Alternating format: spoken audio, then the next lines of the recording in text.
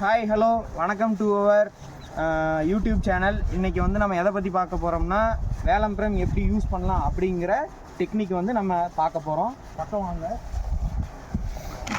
நீங்கள் இப்போ இந்த மாதிரி ட்ரிப்பு யூஸ் பண்ணி ட்ரிப் இரிகேஷன் சிஸ்டம் யூஸ் பண்ணி வேலம் ஃப்ரேம் ட்ரீட் பண்ணோம்னா இது ஒரு 50 லிட்டர் பேரல்னால் இதில் வந்து நம்ம 100 மில்லி வேலம் 50 லிட்டர் பேரலில் 100 மில்லியை போட்டு 5 டைமாக நம்ம வந்து பிரித்து விட்டுக்கலாம். இது இந்த மெத்தடு. இன்னொன்று வந்து பார்த்துட்டிங்கன்னா குடத்துக்கு இப்போ வந்து ஒரு குடத்துக்கு 20 மில்லி கொடுத்துக்கலாம். இந்த வேலம் ஃப்ரேம் 20 மில்லி கொடுத்துட்டு அப்படியே ஃபீல்டு வாங்க.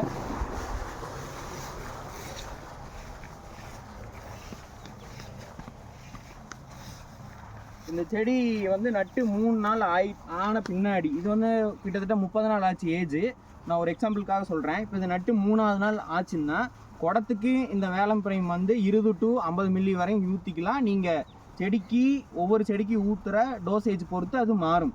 இப்போ வந்து இந்த செடி இப்போ நட்டு 3 நாள் ஆச்சுன்னா இந்த செடியை சுற்றி இப்படி வந்து ஒரு காட்ஸ் மாதிரி நம்ம ஊற்றி விட்டுட்டோம்னா கிட்டத்தட்ட 120 days 100 டேஸுக்கு வந்து மேக்ஸிமம் ஃபீல்டில் வந்து நெமட்டோட்ஸ் வர்றதில்லை.